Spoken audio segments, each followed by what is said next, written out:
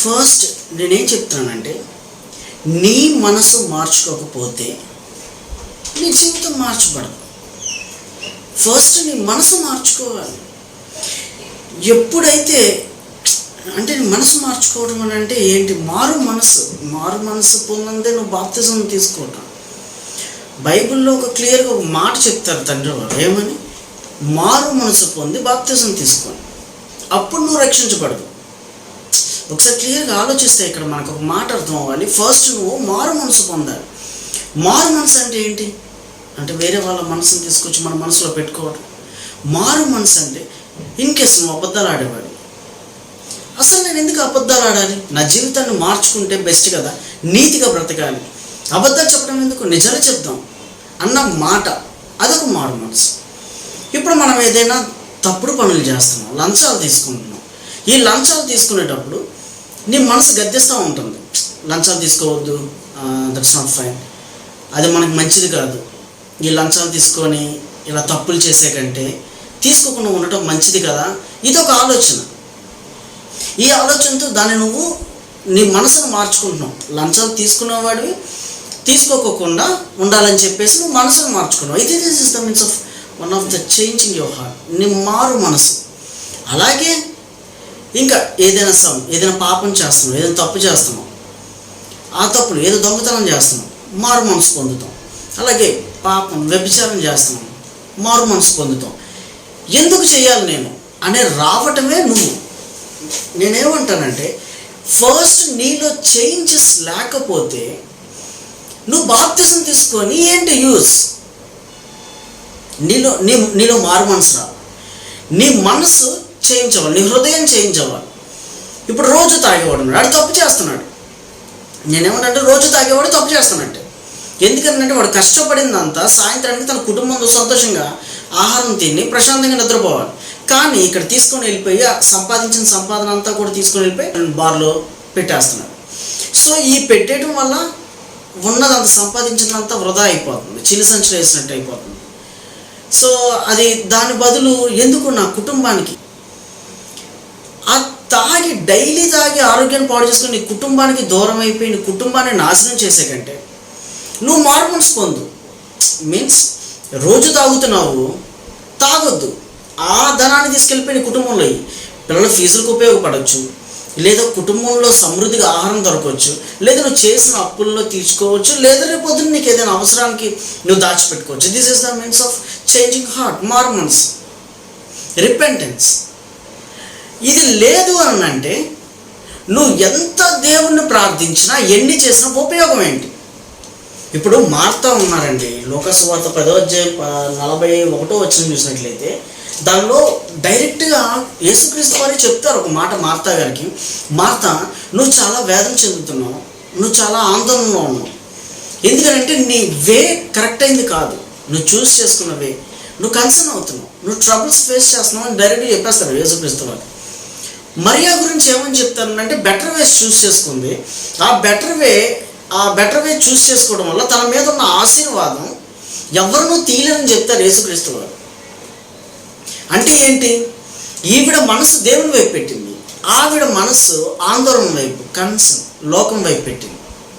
కాబట్టి నా ప్రియ దేవుని బిడ్డలు మీరు క్లియర్గా గమనించండి, నీ మనసు మారందే, నీ జీవితంలో మార్పు, రిపెండెన్స్ లేకపోతే నువ్వు దేవుని దగ్గరికి వచ్చి వ్యర్థం.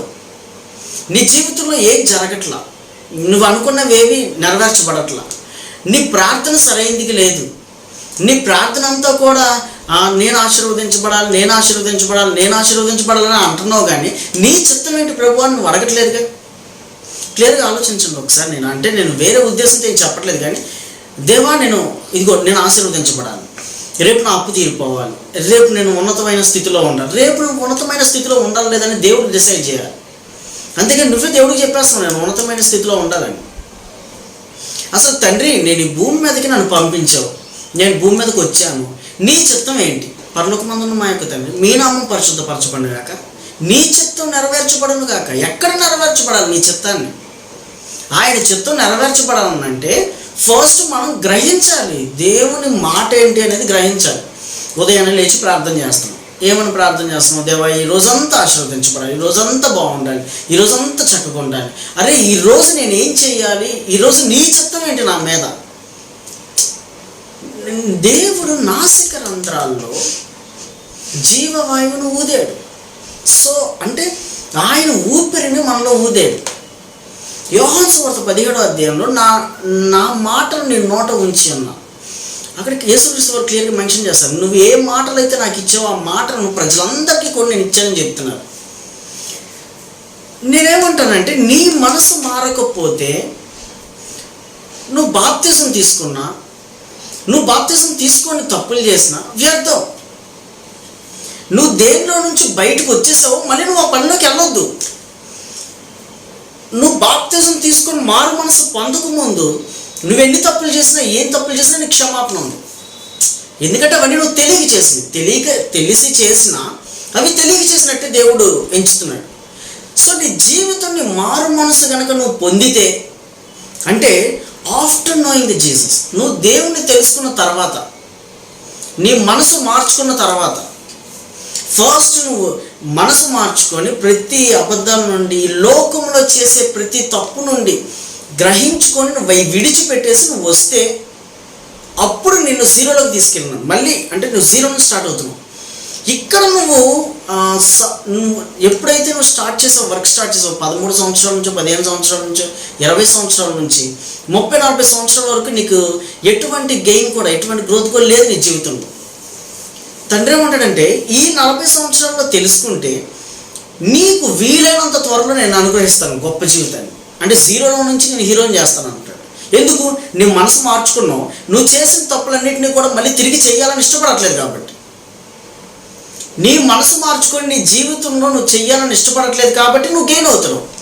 నీకు మంచి జ్ఞానం వస్తుంది, కుటుంబాన్ని చక్కగా కాపాడుకుని నీకు ఇచ్చిన బాధ్యతలన్నీ కూడా సక్రమంగా నెరవేరుస్తున్నావు కాబట్టి నీ జీవితంలో ఉన్నతమైన స్థానంలోకి వెళ్తావు.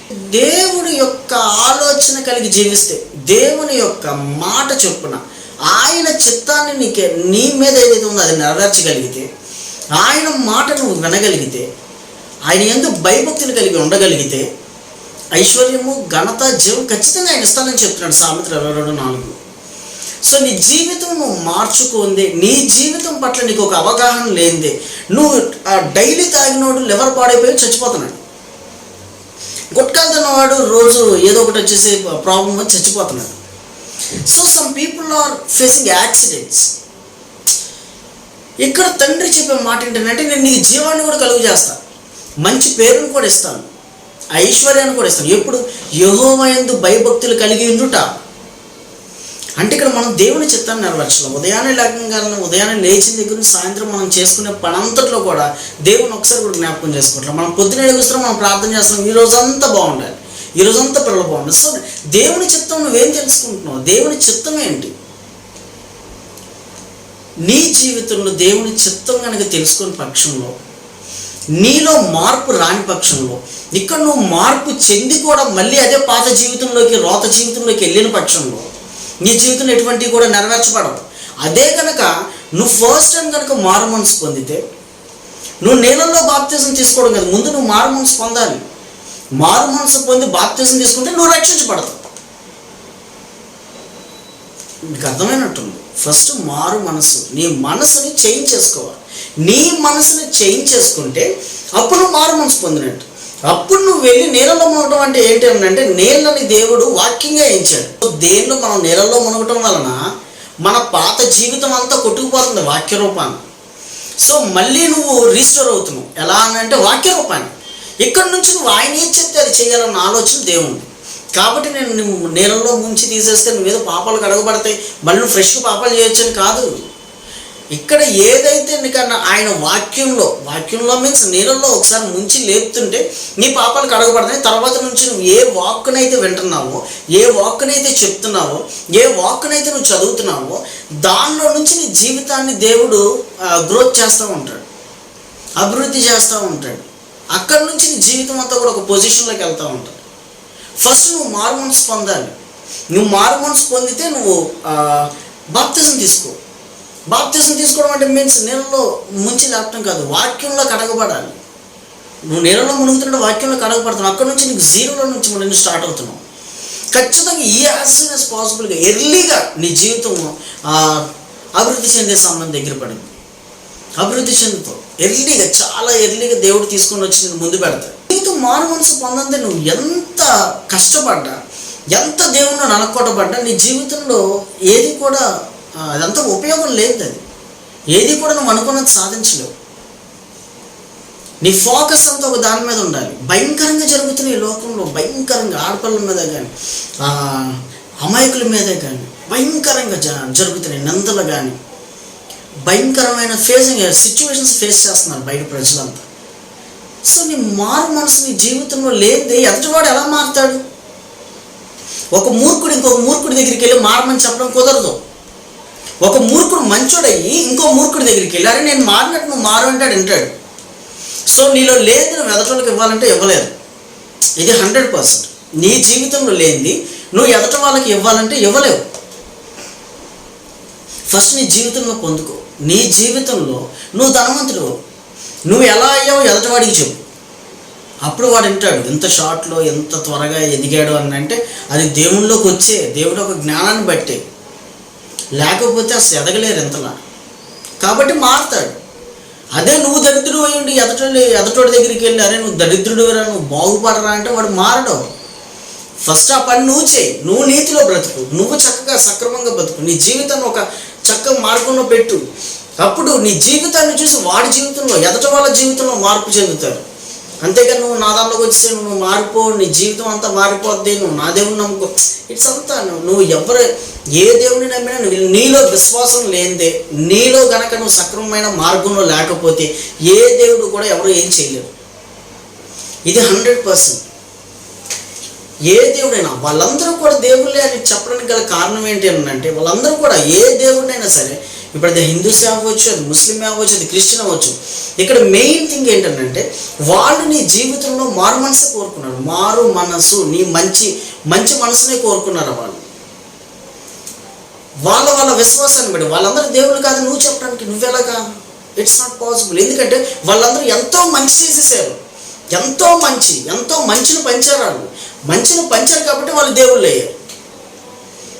ఎవరు కూడా ఈ లోకంలో నేను వచ్చేసి ఒక దరిద్రుడిని, నేను వచ్చేసి నేను ముందు నుంచని నేను దేవుడిని అంటే ఎవరు ఒప్పుకోరు. నేను ఒక 100 మందికో 1000 మందికో మంచి చేస్తే అప్పుడు వాళ్ళు ఆ 100 మంది కలిసి నన్ను దేవుడిని చేస్తారు. అలా అందరూ కూడా దేవుళ్ళే, వాళ్ళు మంచి చేసిన వాళ్ళు. సో వాళ్ళలో నుంచి మనం ఏం తెలుసుకోవాలి? వాళ్ళలో నుంచి మనం తెలుసుకోవాల్సిన నీతి ఏంటి అంటే వాళ్ళు మంచి పనులు చేశారు, అయ్యే మంచి పనులు మనం చేయాలి. ఆ మంచి పనులు మనం చెయ్యని పక్షంలో నువ్వెలా చెప్తావు నా దేవుడు గొప్ప అని? వాళ్ళకి లాగా నువ్వు ఫాలో, వాళ్ళ బాటలో నువ్వు నడువు. అప్పుడు ఖచ్చితంగా నువ్వు ఒక ఉన్నత స్థితిలో ఉంటావు. అందరూ కూడా నిన్ను గౌరవిస్తూ ఉంటారు. వాళ్ళు మంచి పనులు చేశారు. ఏ దేవి దేవతలు అయితే ఉన్నారో, ఏ దేవుళ్ళు అయితే ఉన్నారో, ఎవరైతే ఉన్నారో వాళ్ళు మంచి పనులు చేశారు. క్రైస్తవులు ఎందుకు యేసుక్రీస్తునంటే ఆ యేసుక్రీస్తు వారు ప్రతిదీ మంచి పనే చేశారు. ఆయన తప్పు ఎతకడానికి లేదని చెప్పారు. అలాగే వాళ్ళ దేవుని బట్టి విశ్వాసంతో వాళ్ళు మంచి పనులు చేశారు, వాటి మార్గంలో నడిచారు. అలా నువ్వు ఇప్పుడు క్రీస్తుని నమ్మాము, క్రీస్తు మార్గంలో నడవాలి. లేకపోతే నువ్వు నేను క్రిస్టియన్ అని చెప్పిన ఉపయోగం ఏముంది? అలాగే వాళ్ళ దేవతను వాళ్ళు నడుస్తున్నారు, నువ్వు నడవాలి. లేకపోతే వాళ్ళు చెప్పుకున్న ఉపయోగం లేదు కదా.